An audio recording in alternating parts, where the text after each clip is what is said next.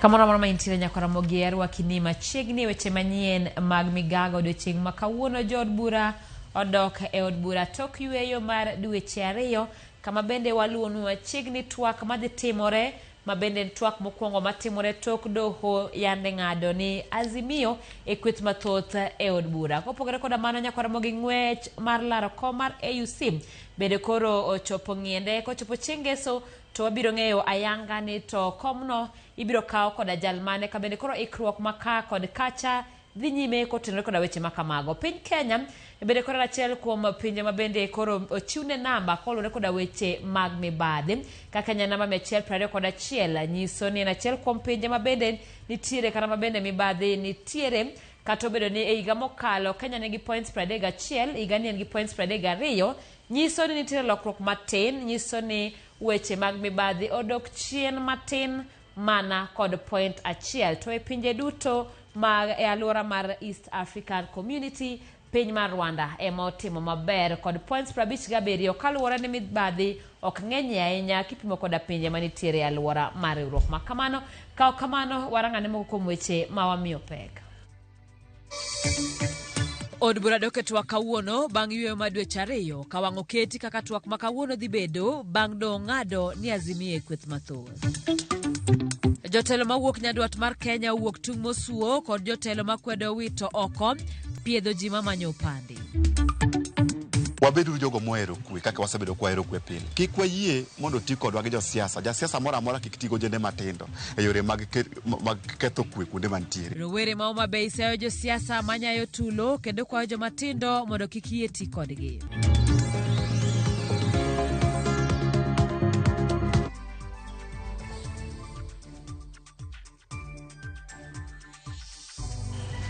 Mashiri nyakora mogi kaka pile tudi kodwa namba mar ote machuok en 3 kaw kamano wayudore achiel kachiel e mbui mag oganda, yudo achiel kachiel e mbui mar Facebook, wayudore YouTube, wayudore Instagram, bende inyalo yudo e mbui mar TikTok nyinga Simfros Okinda machiegni.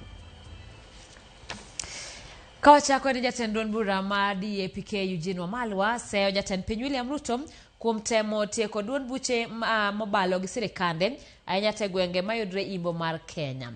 Jatelo no mane twage jopiny e gwenge Mateso North e kaunti ma Busia ywak ni Ruto nywando duond buche mopogore e duond bura mar UDA.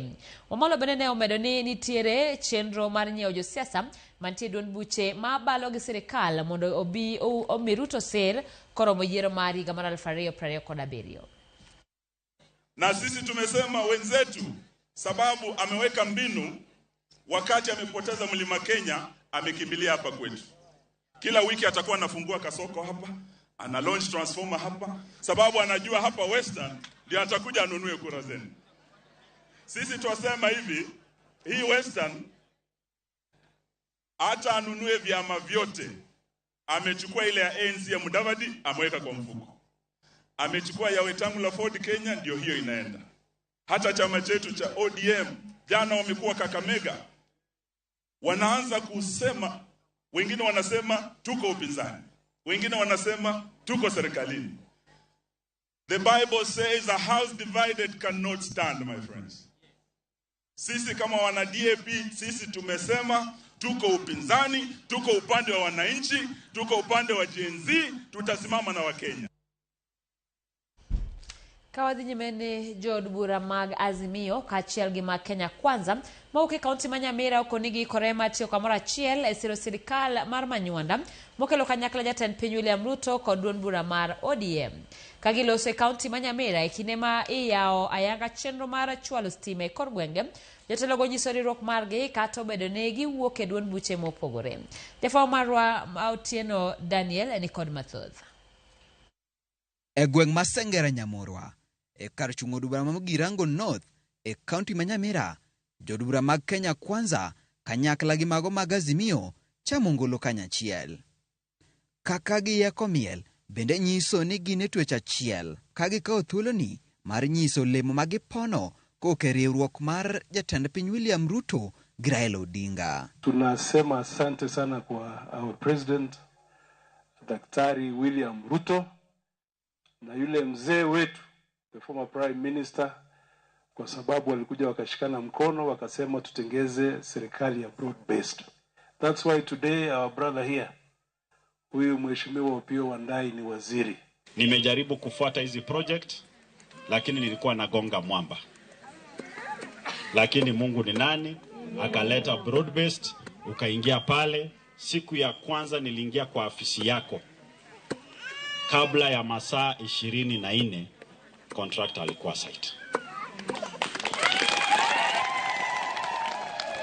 Kata kamano, kweth jod bura mag Azimio onyiso luoro margi kata obedo ni gisiro sirikand manywanda. Kwa mheshimiwa rais, unajua in the next 2 years na sisi hatuna shida na broad based imetuletea stima na tunataka ulete mingi, lakini mimi naona kutakuwa na shida 2027 because of unfulfilled promises. E kinde ma ikwano mana ndalo to itimo yiero ne kom AUC, joduburago e duol achiel okwayo awi maber ne jalar kom mar AUC Raila Odinga e yiero mar jakom mar riwruog pinje Afrika. Kwa niaba ya watu wote wa West Mugirango ambao tuko na shukrani sana, tunamuombea baba katika ile uchaguzi wa Afrika.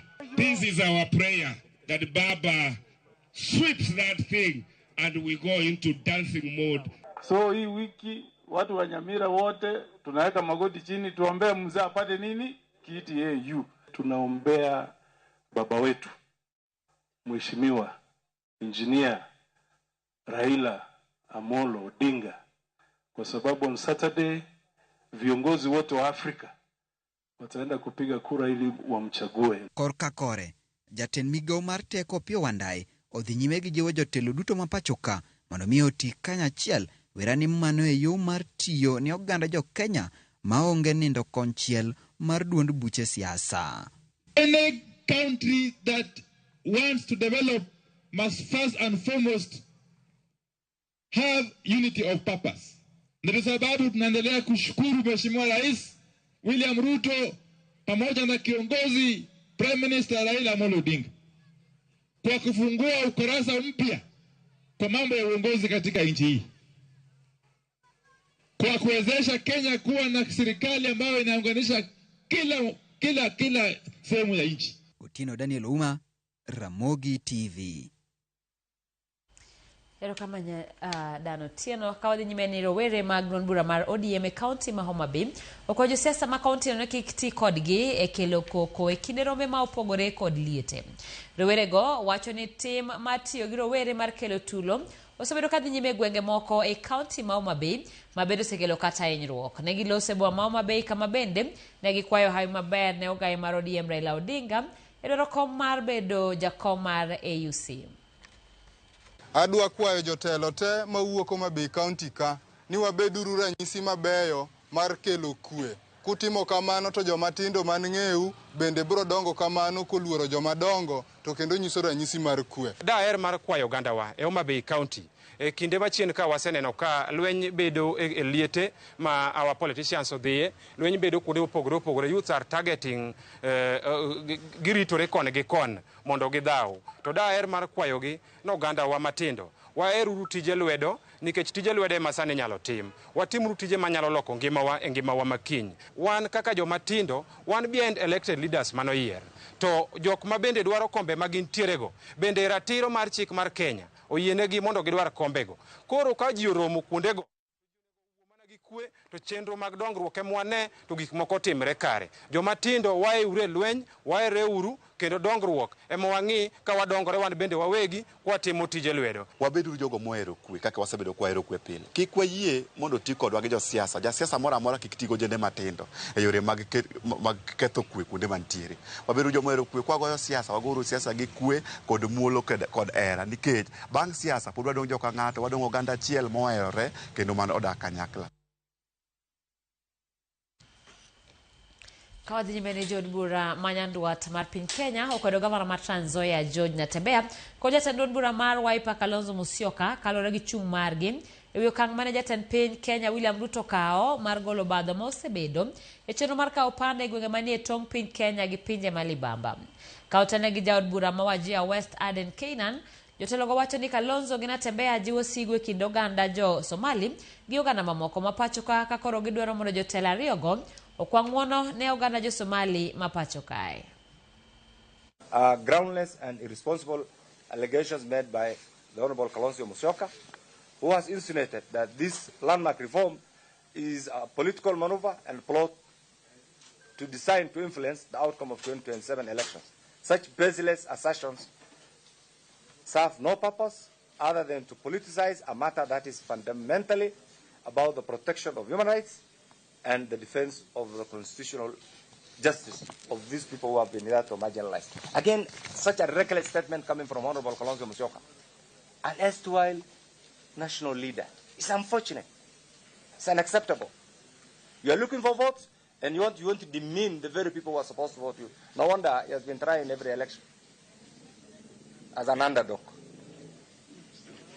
Okay? I do not want to deliver. So we want the Honorable Kalonzo Musyoka, personally, he's a friend of mine, to profusely use the earliest opportunity possible to apologize to the people of Northern Kenya, to the people of Kenya in general.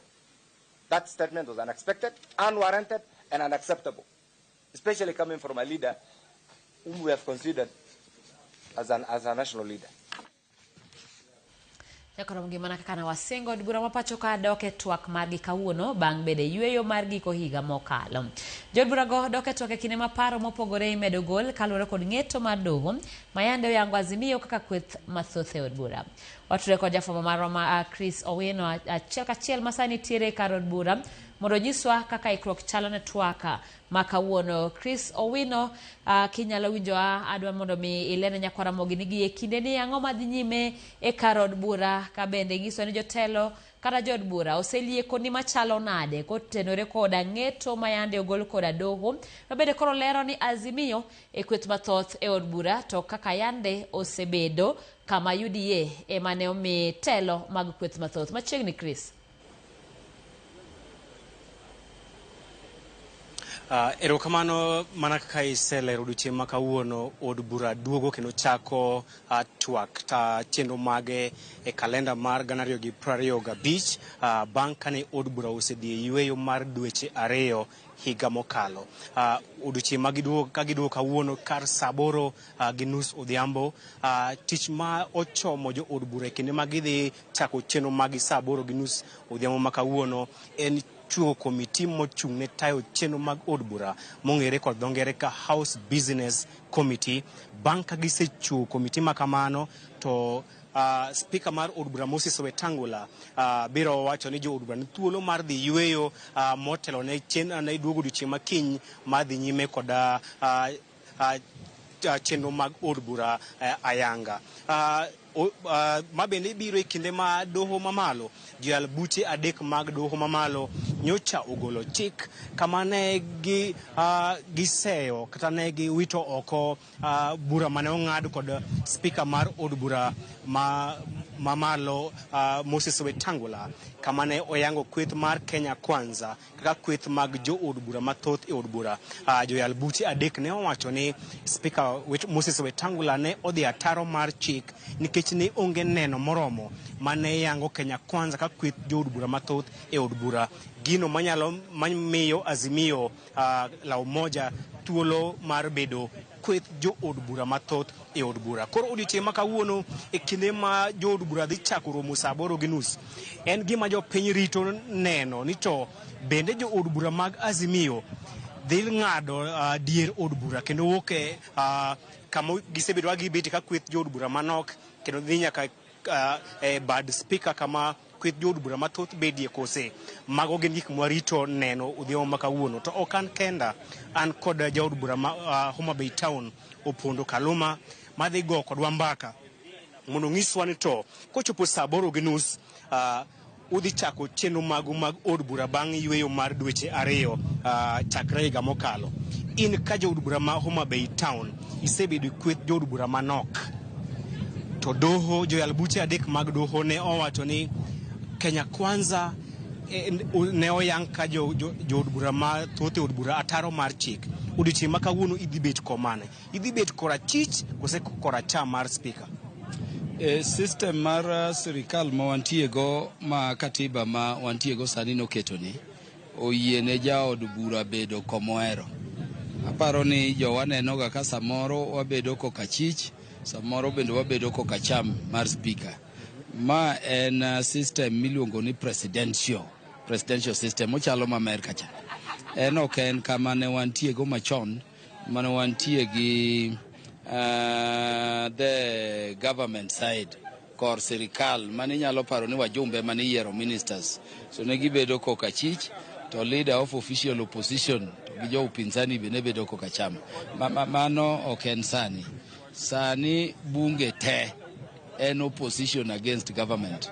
Nikech ineno tich bunge maduong' koro en tich moro mane chon inyalo paro ni ne en tich upinzani miluongo ni oversight. So sani we penjo ni adhi bedo side mane.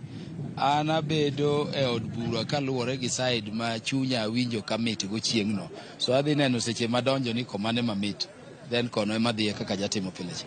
Itemo gaja mheshimiwa, ng'eni nokil itemo gaja, lakini doho joyal buche adek mag doho ne owacho ni Kenya Kwanza ok gin jood bura mathoth e od bura. Mano ne gima ne oyal kod speaker ataro mar chik manyiso ni kinde mwaloso kodini Azimio e kweth jood bura mathoth e od bura. Bende in kaja kanyo mar Azimio idhi bet kama jo kweth jood bura manok betie kose idhi bet kama jood bura mathoth betie? To bende ni riwruok ma jood bura mathoth kose ine riwruok ma jood bura manok? Doho mamalo king'iyo chike marito Kenya nong'ado bura maratiro. And gino wane mano watere court en ani ne ok wanyenyore. But nyaka wang'e ni ang'o mosetimore e od bura kanyo nyaka nyocha ne wa yiero mokalo. Eno ka kes ni do obudhogo kabisa. Kaka wakinde wawacho ga ni justice delayed is justice denied. Do obudho gi ng'ado bura ni magikone to koro adhola onya mong'ad tielo. Mae kaka adhola onya. Ineno ka nokwongo tim yiero to jowa maniluongo ni Azimio ne wan ji 171. Jowa ma jo Kenya Kwanza ma emoloso sirikal ne ji 165. To ka watieko yiero to kanowachi ni kocha makoro en kweth mang'eny to jowa nyalo paro ni ne party mang'eny mane mag Azimio ne otimo winjruok gi Kenya Kwanza modok kocha.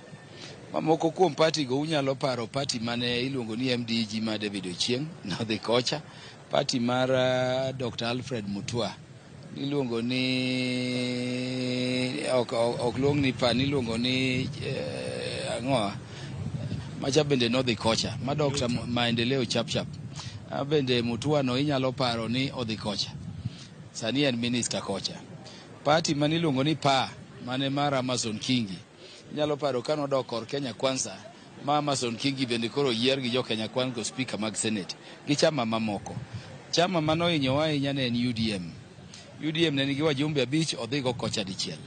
Matie ni ji 14 manie chama ma opogore noringo dok kocha. Bang'e tinyalo paro lweny mosebede Jubilee. Magigodo Jubilee nigi whip mare mopogore gi mar Azimio e od bura ka. Matie ni ing'iye kaka chama wuon. Tanyalo nyiso jowa ni sani jo Jubilee go bende kaka gin 30 ne gidhi kocha te ok gin koni. Anana ombulu wago kodgi mathin kabisa. Aparo na achiel kuom gi kende Honorable Mark Mwenje ema di kodwa koni kaka deputy minority whip. Jo Wiper ineno ka sani yot ni mondi ne jotelo mag Wiper gi joge Gachagua ka Waititu kata Gachagua gini maloka kine Manzo gini gi Kaluma kata gi Raila. So gin go bende giseringo. Anana kinde mokalo unyalo paro jowa kanyocha ne Kalonzo dhi owacho ni Azimio en chama ma coalition manosetho ma ochako coalition manyien. Koro gimotimore ni do ong'ado ng'at maber to ng'ade sama kwa adier kuom adier kidhi e od bura to wane mawathin.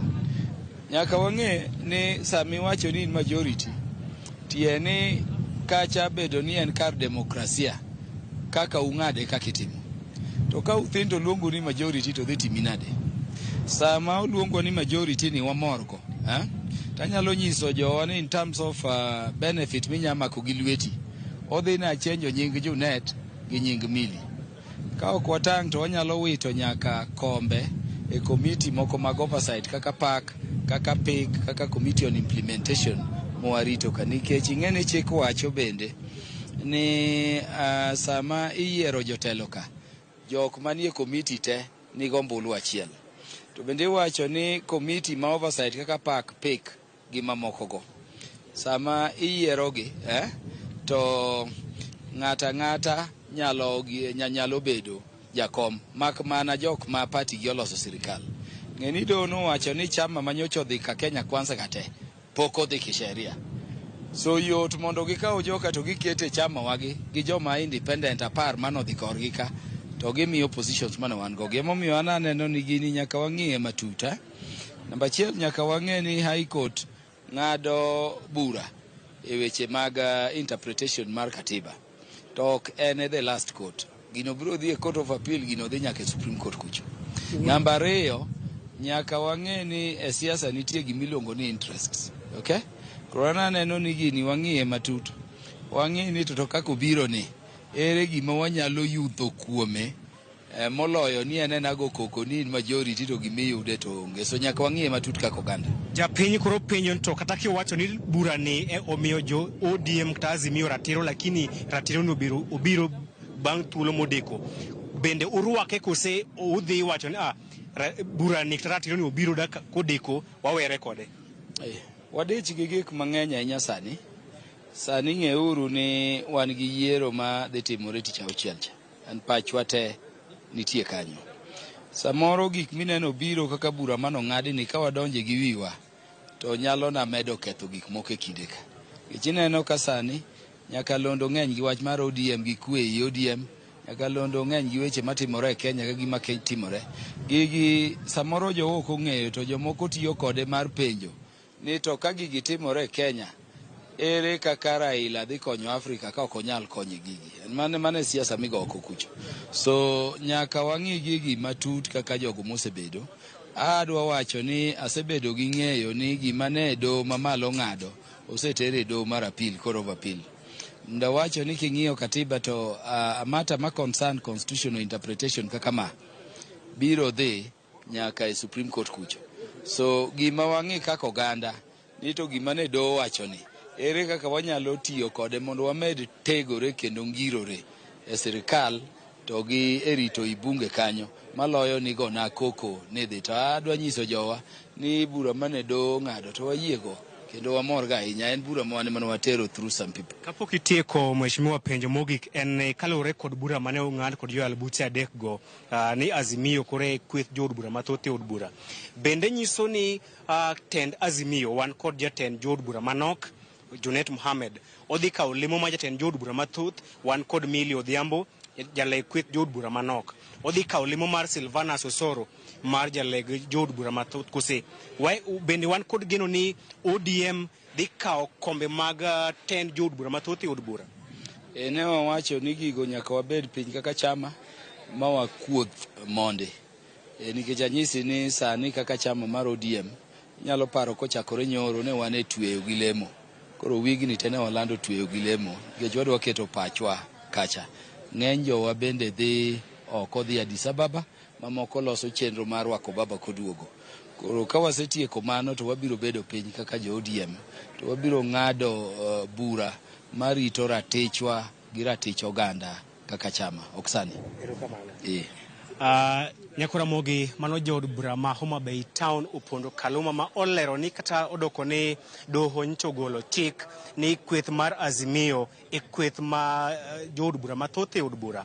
Gin ka Azimio ging'iyo ng'eto mar bura makamano kod angoch tiang'. Ok gidhi muomore e wi ng'eto mar bura makamano ka bende otemo luwo osiep manie kind ODM kod piny owacho mar Kenya Kwanza ka owacho ni seche moko nitiere jomoko manyalo tiyo kod ng'eto mar bura makamano mar ketho ber ma ODM osebedo kayudo e osip margi manyien kod piny owacho mar Kenya Kwanza, ka bende owacho ni mahino mar ODM sani koro en ng'iyo kom mar riwruok mar pinje mag Afrika mangima AUC ma yiero mar idhi bago chieng' ngeso e piny Ethiopia, kama ogaye machon mar ODM Raila Odinga gawo kom makamano, ka giwacho ni mahino margi ka ODM en neno to Raila dhi yudo kom mar AUC kose ma ok gibi chocho pachgi kod weche motenore kod kweth jood bura manok e od bura kod kweth jood bura mathoth e od bura.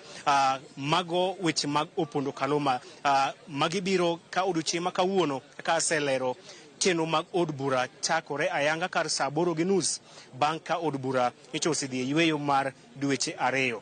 Gima jo od bura dhi timo odhiambo ma kawuono en ni jo od bura dhi chuogo komiti madhi tayo chenro kata komiti mochung'ne tayo chenro mag od bura.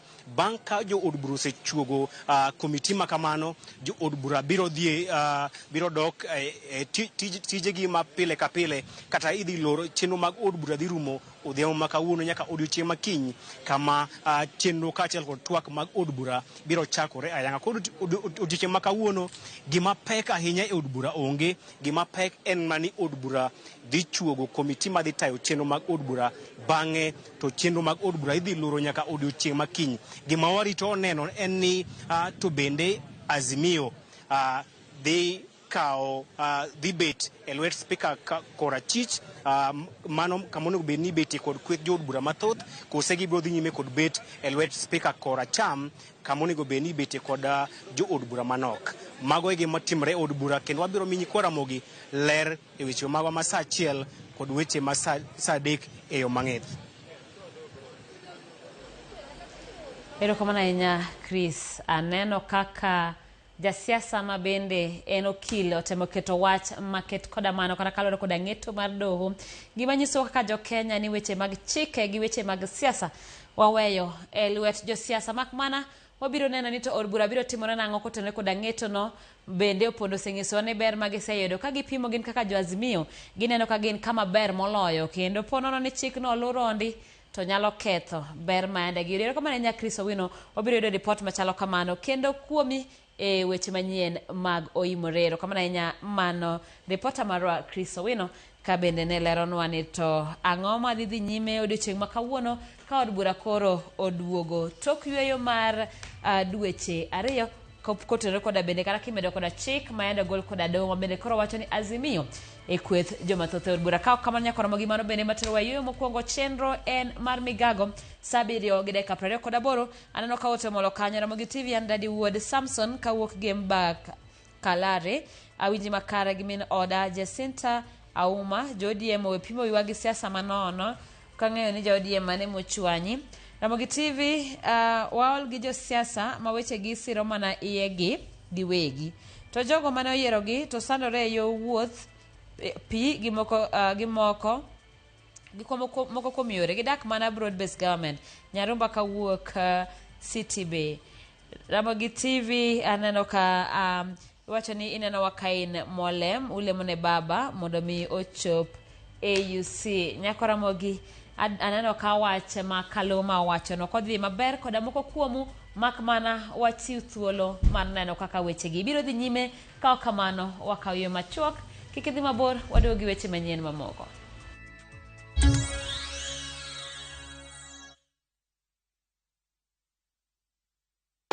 Kuchagua Shabiki.com ikuwe part of your wins. Hii 2025 tunaenda kufly even higher. Ukiwekelea, wekelea responsibly. Not for persons under the age of 18. Authorized and regulated by BCLB 671.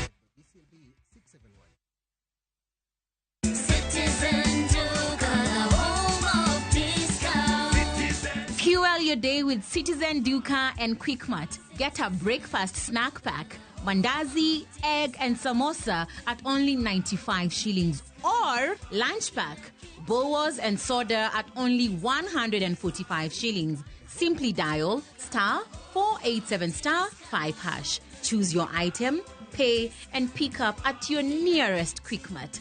Citizen Duka, your home of discounts. The home of discounts.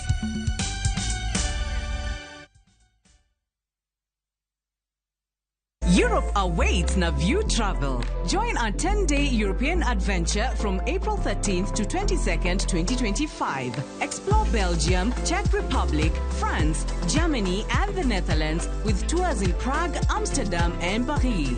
Enjoy boat cruises on the Vltava, Seine, Lake Isle, and Rhine, plus visits to Prague Castle and the Eiffel Tower. All this and more starting from $2,550 per person sharing. Book now and lipa pole pole. Visit viewtravel.com or call and WhatsApp 0703 254 254. View Travel. Dream, explore, discover.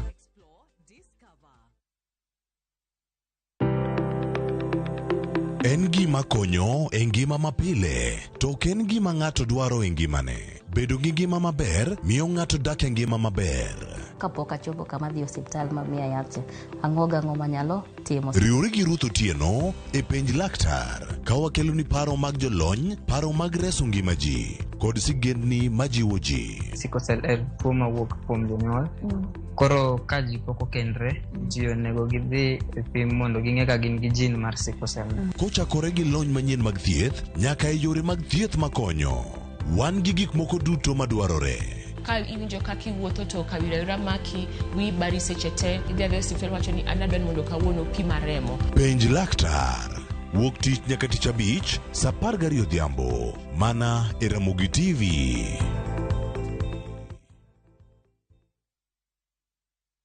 How do you expect me to live without Tasha? Look, sir, with all due... Viusasa brings you the most thrilling, emotional and inspiring dramas. Meet Monica, a beautiful young woman with big dreams and a burning desire to escape the ghetto she grew up in. Will the world she's trying to leave behind pull her back?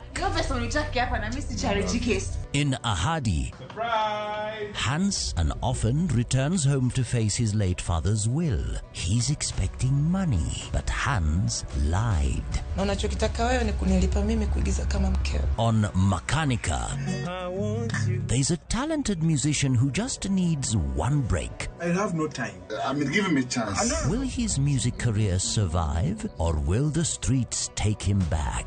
You just have to work hard. These are the stories that will keep you hooked, only on Viusasa. I wanna tell you I love you.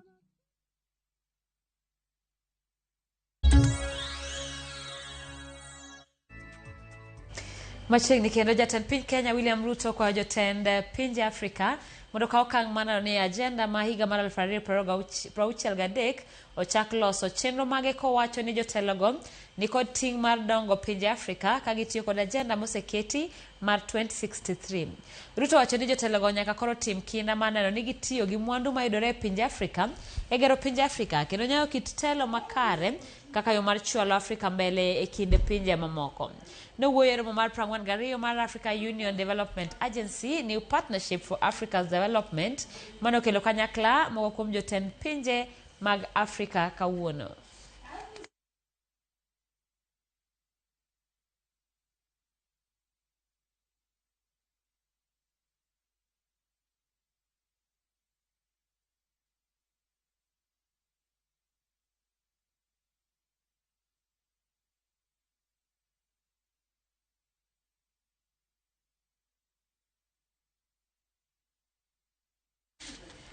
Kawadhi nyime ni kambi timo nonro mar Infotrack ochiwo lipot margi ewi kaka counties osebedo katiyo e pacho ka. Kaluwore gi nonro manotim chakre dwe mar 10 nyaka 12 higa mokalo, counties makaluo osegoyo okang' maduong' e tayo chenro maggi. County ma Homa Bay owuok namba 3 kuom counties duto gi 51, kendo fwenyore ni osegoyo okang' ahinya to e sectors mag somo, thieth, bero chenro mag tuke, kido kod timbe kaachiel kod alwora. Koloso, gavana ma Murang'a Irungu Kang'ata, moyangi kaka gavana matiyo matek moloyo, owacho ni giseketo kenge makare mag chwalo dongruok ahinya to chugo yore makonyo medo suru ne county kod kao pach jopiny kinde ka kinde. They have taken the notion that that project, even if it was called First Round Governor's Name Project, was done not with the personal funds of that governor.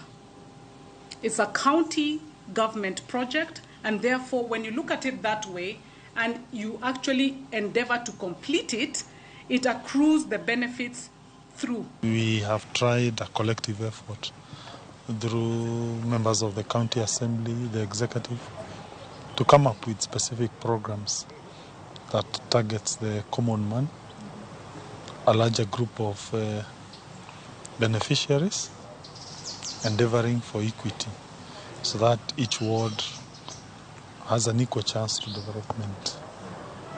Some of those programs include the school feeding program for the ECDs, the medical insurance scheme for the poor and the vulnerable, provision of certified maize to maize farmers, and also giving subsidy to milk and mango farmers.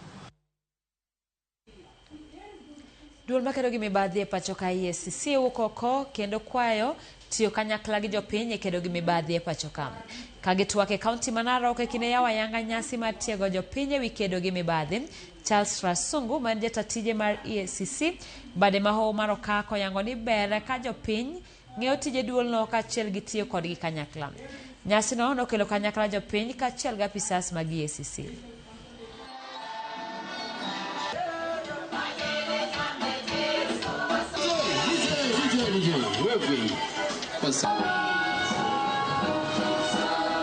Vile tujuavyo sisi wote, prevention is better than cure. So badala tungoje mpaka ufisadi ingie, lazima tusemezane ndio tusuie isiingie. We can be able to investigate these matters of corruption, and also we can be able to educate the public on the punishments as regard these menace of corruption. Sio eti kwa sababu Nandi imemulikwa kwa sababu tuko na ufisadi mwingi, hapana. Ni nafasi ya kuhamasisha, ni nafasi ya kuelimishana ili kila mmoja wetu achukue jukumu. Jodak mama Imayu mane yudo midhiero mar oula mane weyo kaji 60 wito ngimagi mede yudo midhiero bang' sirikal ma pacho ka tamo riwruoge moko ariyo ma ok mag piny owacho mondo kik gerne udi. Okang' ma kama okelo ichwang' kowuok kuom jodak makono mosebedo ka odak e ute mag apanga bang' midhiero mane okelo tho kod lal mag mwandu. Riwruoge mayande owuok mar gero udi ne anyuola go mane dog gi lwetgi bang' masirano koni ne onyisgi ni nyaka puodhgi kod migawo mar arita kapok gikonyo oganda go. Cynthia Onyango miyo waler masiganano.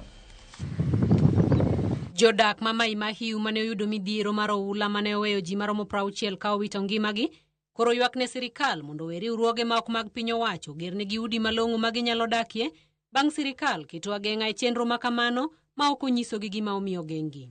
Job Okelo ma en director mar Rotaract e bade ma Nakuru wacho ni e ng'eyo margi ne ging'eyo ni gidhi chopo ir jodak madwaro kony kendo chiwo negi mich margi bang' manyo omenda manyalo konyo e chenro mag udi. To kata kamano chenro margi ne ochungi kendo nyisgi ni mondo gibed kod tudruok kod tend bad migawo mar arita mondo migi thuolo mar dhi nyime kod chenro ma kamano.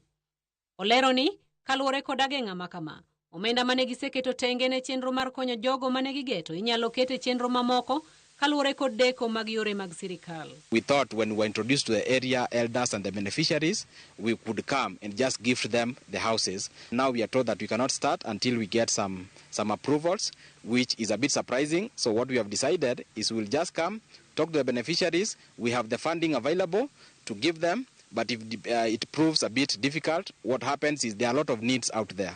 So we'll just move and do another project altogether, which is unfortunate because the money was raised to be able to support these communities. Ne Bernard Ndung'u ma mwandu neno lal kendo yawuote ariyo bende ne owito ngimagi e kinde masira ma kamano.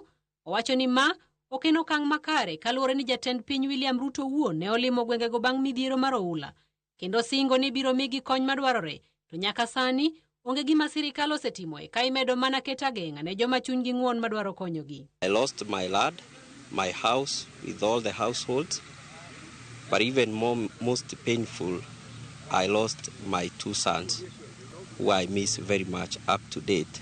The government came here. We remember His Excellency the President was here.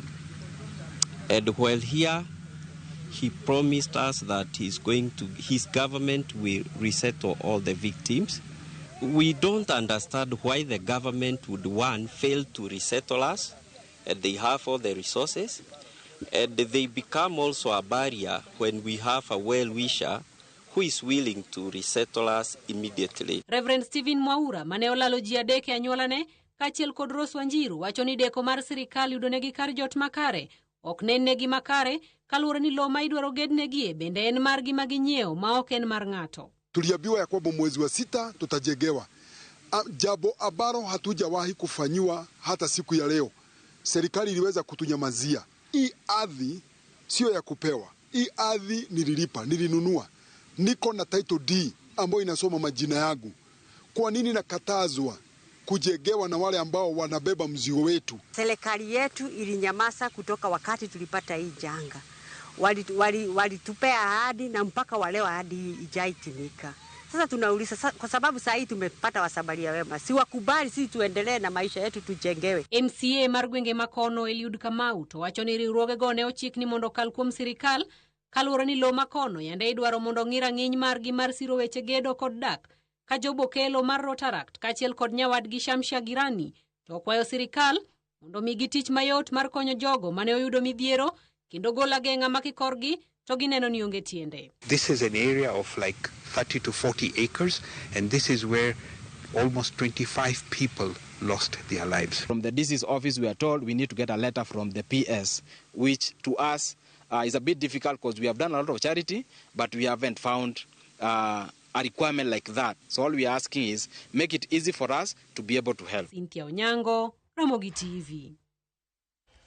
En wach matek ahinya, sirikal wacho ni ok konyu to bende kik ng'at machielo konyu. Ageno ni gibiro yudo duoko makare kochopo sama koro sirikal kata doho nyalo winjo wachgino. Ka ok kamano wadhi nyime kama doho golo chik na sirikal mondo kaw ting' mar manyo kendo yudo kama jok mane otieki kata oteki kendo lalgo nitiere. Jang'ad buche Chacha Mwita ogolo ng'eto ma kuro sirikal mondo chiw lipot ewi lal mar jokenya go. E buch ng'ur mane ochwal kod ogai mar Ofam Kich Amin Mohamed kod ogai mar Obila Douglas Kanja koro iwacho ni ong'ele oko kendo koro dodo ni sirikal olure kod chik. Okil mar Kanja kod Amin kata kamano koni ng'eto no chal ka gima doho yango ni jok mane oteki ni lwet Obila. Jamodi biro rito burano mar doho ochiko ni mondo winj matieki kapok odeko.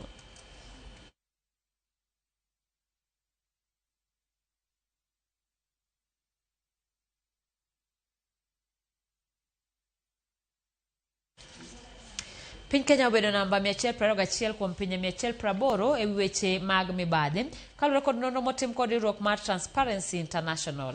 Kenya oyudo points 32 kuom points duto 100, gima nyiso ni e higa ni mibadhi odok piny kod point 1 kaluwore ni higa mokalo Kenya ne ni kod points 31.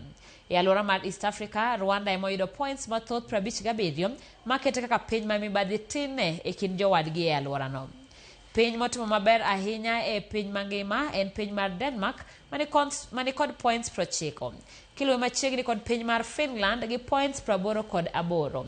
E nonro ni point 0 nyiso ni piny ma mibadhi otime newa ka points 100 nyiso piny maler maonge chid mibadhi mora mora.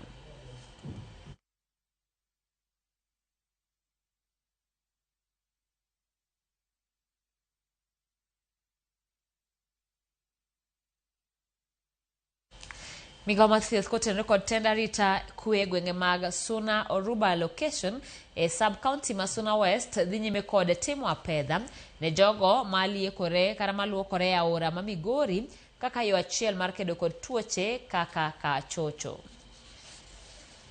Kaunti ma Migori achiel kuom kaunti nodore e alwora mar Nam Lolwe babende kwan oganda mathoth pod yudo tuono mar kachocho kata bilharzia kanyaka sani lipot yango ni e kaunti ma Migori atamalo mag oganda maromo 18.9 nitie kod tuono mar kachocho kata bilharzia. Wachandore sana gi tuo mar kachocho. Gino chandowa sana kata hospital ginene pima ka olil are kaya kuma yutu pima ler en distant. Landruok mar tuono setudi kod kwan oganda mathoth matiyo kod pige ma olil mawuok e aoche makam ni odake kod jogo losore e bunge.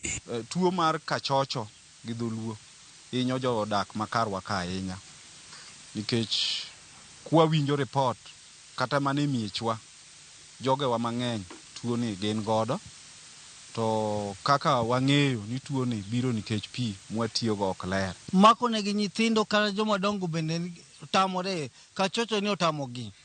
kata mana udi tie ji oweyo. Sab kaunti no Manyatike ema otelo kod kuon malo mag jogo iko mantie kod tuno mar kachocho e atamalo 37 ka iluoko sab kaunti ma Suna West mantie atamalo 36. Ogan mathoth mowuok e gwengegi pod tiyo kod pige mag aoche ma ochido kaka Rono ma Migori, Aora mar Ongoche kaachiel kod Munyu. Kaka yo mar kedo kod tuoche kaka mano mar kachocho, apis ruoth ma Suna Oruba Charles Ouma ka otendi kod migawo mathiedho e kaunti ma Migori sani temo pedha ni jogo maluokore e aorano ma Migori. Machalo kamagi seche ma ng'ato losore pi, seche ma ng'ato luokore pi, magi nyalo kelo tuoche kaka bilharzia, amoeba kod tuoche moko, kolera kod tuoche moko manyalo kelo shida ne ji. Asa inyalo yudo kata pige mitiyo ji mang'eny matiyo kodgi, moko be tuomogi idhi ti kodgi otende. Ikelo tuo ne jopiny. Koro en gima dagi kabisa joma luoko dho aora. Maka wana yudi katikala kala nikech kano ting'o nyaka jokuoge. Katikala kala wana maki. Nikech gimomiyo iluwo yo meti aora to ma oko ni ok idaluwo. Nyiso ni ingi pachi moro e aora kanyo. Ouma wacho ni kuom oganda mathoth e gwego mag Suna Oruba luokore kendo moko lose nyaka Rono ma Migori. Aora ma bende pige tiyo kod oganda mathoth gino mowanosimo tuoche kaka mano mar kachocho koro landore mathoth. Iyudo ni aora Migori seche moduono ma pi ni piny, jok moko kawo advantage.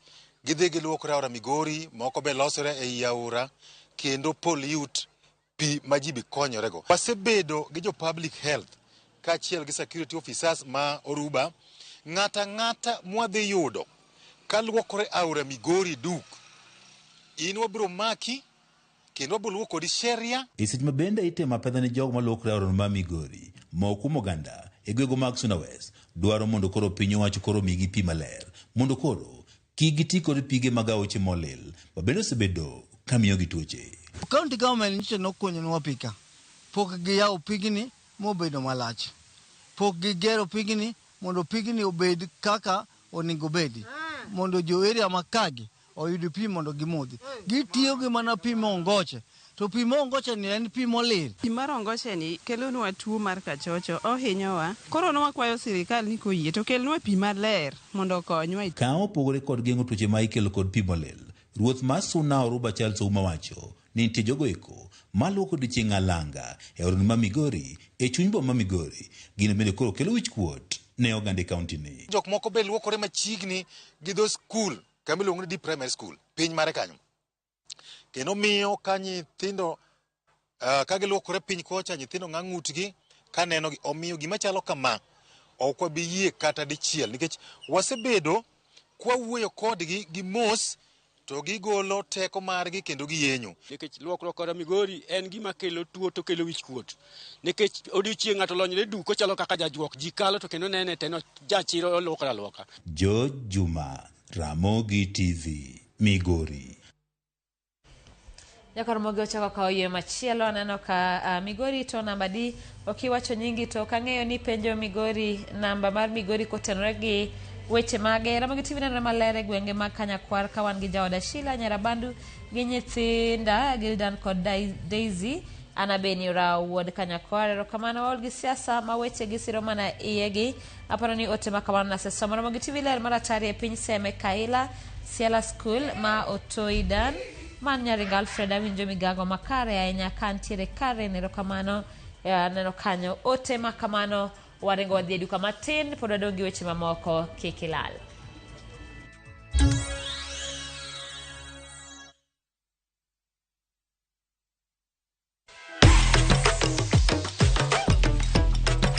Patapata nilipata kwa besti yangu, alinitumia link kwa WhatsApp, akaniambia jaribu uone kama utaomoka na mbugi. Niliingia nikapata iko na aviator na najua napenda aviator sana, nikaekelea both side, nikatoa cash out ya kwanza ikiwa 8k. Besti yangu akanitatua hapo nje, nikaacha simu hapo. Kurudi ndio nilipata hii nyingine imeenda sana. Cash out nikaona pata 685. Nilikuwa na watu wengi kwa shule, ndio walipia fees, alafu hiyo maneno mengine nitafanya tu kidogo kidogo. Not for persons under the age of 18. Authorized and regulated by BCLB license number 447.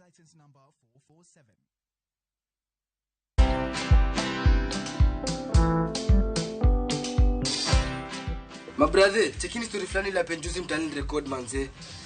Lakini bro, kazi itakuwa tu ni kujaza simu na hizi mavida. Ai, kujinice tu kaka. Mwananchi mgani huyo anarada medalia pesa? Leta tenje ni kushow tutaomoka. Citizen Digital wako na platform fulani kwa site yao inaitwa Wananchi Reporting. Hapa unaweza tuma story yako kwa website yao ama kwa app yao ya Citizen Digital. Na kama hiyo process ni ngumu, unaweza tuma story kwa email yao, WhatsApp number ama uitumie kama SMS. Alafu gani napataje bro? After story yako imepublishiwa, hapo ndo una receive 1000 kwa simu yako. Bro, au umenichanua. Don't just witness the news, be part of breaking it. Download the Citizen Digital app and share your story with Wananchi Reporting today. Citizen Digital.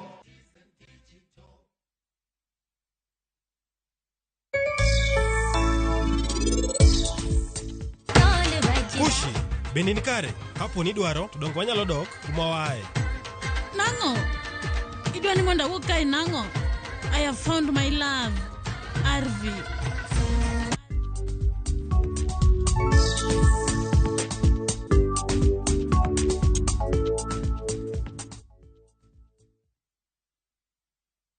Valentines en chieng' hera lilo. En yo mane maber mogik minyalo nyiso goera ka oken gero kinde umanyime kanyakla. Machiegni e Royal Mabati Factory Limited, kama rang'iny mamalo romoe kod kit mwandu molosi. Kendo hera yudo e witado mong'ith maume.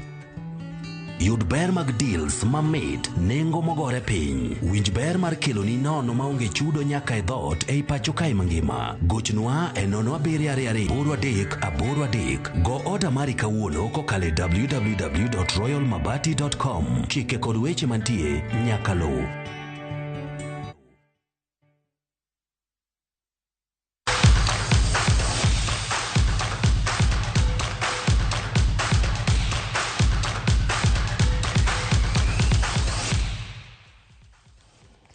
Machiegni paw tuke kama club mar Manchester United biro rakore gi club mar Fulham e round mar 5 tuke mag FA Cup ka Newcastle biro rwako